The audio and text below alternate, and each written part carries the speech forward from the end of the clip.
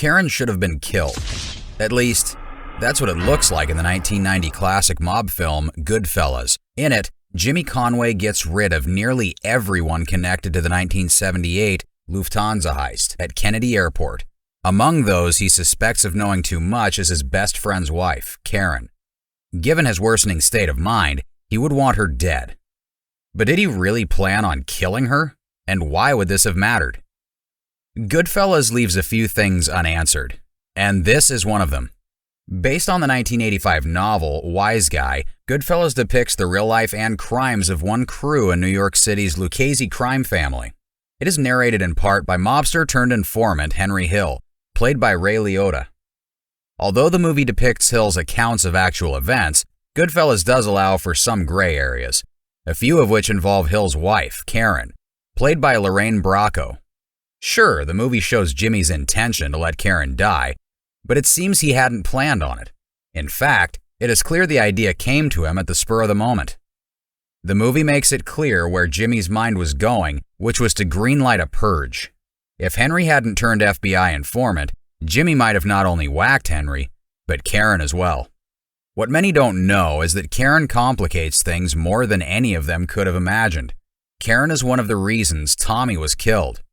And if Jimmy was thought to have hurt Karen, he might have been killed too. For at least 2 decades, Henry and his partners are top earners for the Caporegime. Paulie Cicero, played by Paul Sorvino. The reason for Hill's success can be attributed mainly to Robert De Niro's character, Jimmy Conway, the mastermind behind what at the time was the biggest robbery in U.S. history, known as the Lufthansa heist. Completing the core triad is Tommy DeVito. The heist involved other guys from Jimmy's circle. There was Frenchie and Joe Buda, who rounded up the hostages.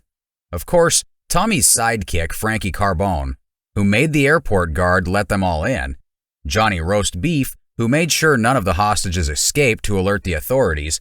Then there's Stax Edwards, who stole the panel truck and afterwards was meant to drive it to the junkyard, disposing of any evidence leading to the crew.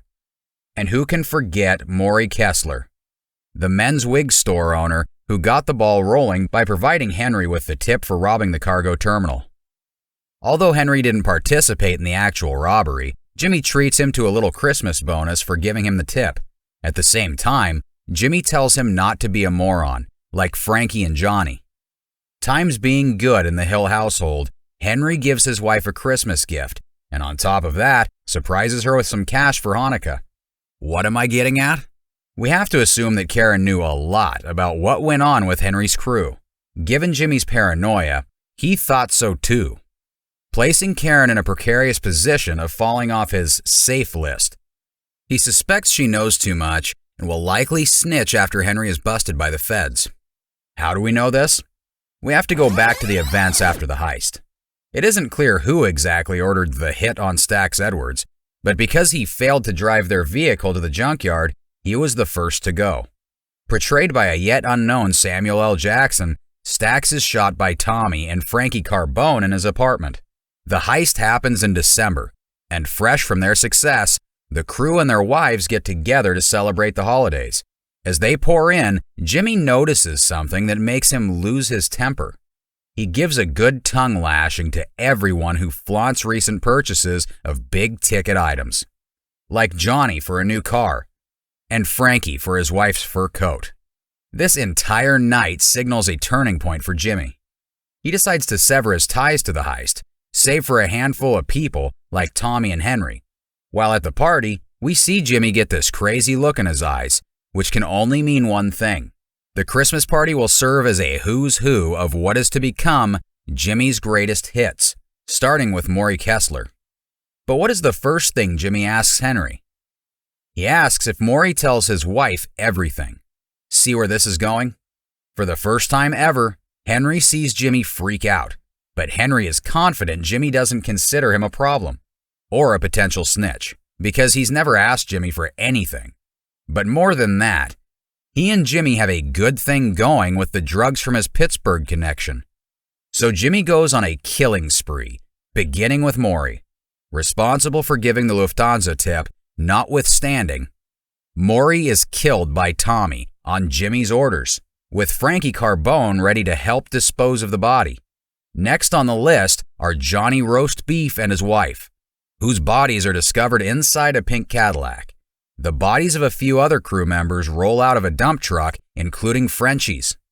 Finally, Frankie Carbone himself is iced. His body is frozen solid in a meat truck, perhaps intended as payment for his wife's fur coat. What makes all this particularly cold is that some of these guys have been with Jimmy for years. Frenchie provided them with the Air France tip a few jobs back, and Frankie Carbone, well, he's been somewhat of a sidekick to Tommy for years. But none of that mattered to Jimmy. Jimmy's paranoia is triggered, so now he wants to get rid of anyone connecting him to the heist. When Henry asks what he should tell Maury's wife after Maury doesn't come home one night, Jimmy basically says he doesn't give a In the Mafia, it's common practice to take care of the families of your crew. When Jimmy says he doesn't care, that should have sounded the alarm for Henry. But it doesn't. Not yet, anyway. It's after Karen's harrowing experience with Jimmy, followed by him telling Henry to go down to Florida, when Henry finally sees that his lifelong partner in crime is not a true friend at all, but a stone-cold killer. When Henry gets out of jail, he's broke and has just lost his Lucchese connection. Karen decides to take matters into her own hands. She takes Jimmy up on his offer and meets him at his warehouse. He asks her if she knows what kinds of questions they've been asking Henry. Unsatisfied with her answer, or not caring either way, Jimmy tells Karen that he wants Henry to get in touch with him. And then, Karen says something that must have flipped a switch in Jimmy's head, because it's right after she says it that he leads her to her death. She tells Jimmy, "He doesn't know I came down here to see you." That's all Jimmy needs to hear. Jimmy directs her to a store in the corner, explaining that the dresses are swag, stolen, so they aren't in his store. He leads her out back, kisses her goodbye once more, and urges her on. Karen gets to the corner but realizes something isn't right, and for the first time, we see Karen, the mob wife, the woman who found this kind of life exciting. For the first time, she's terrified out of her wits. She drives away, and as the camera pans upwards, we see a "Don't Walk" signal and a one-way street sign, as if to symbolize what was to be the point of no return.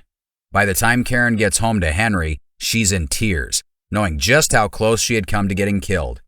Thinking they're still friends, Henry meets up with Jimmy one last time. If you remember the Christmas party scene, you'll realize the same thing happens here. Jimmy busts Henry's balls about breaking the rule to never talk over the phone. Then Jimmy mentions Florida. And the Hills go to the feds. Jimmy thinks he's safe now. Henry didn't rat to Paulie about his involvement in their drug deals. He thinks Henry will go down to Florida, where he'll get whacked. He can always kill Karen later. Easy peasy. What Jimmy doesn't know is that if he had gotten Karen killed that day, Paulie would want to know how it happened. And if there's anything Jimmy is afraid of other than the cops, it's that Paulie would have him whacked. But why would Paulie care what happens to Karen? If you want to understand why, you should definitely watch this video.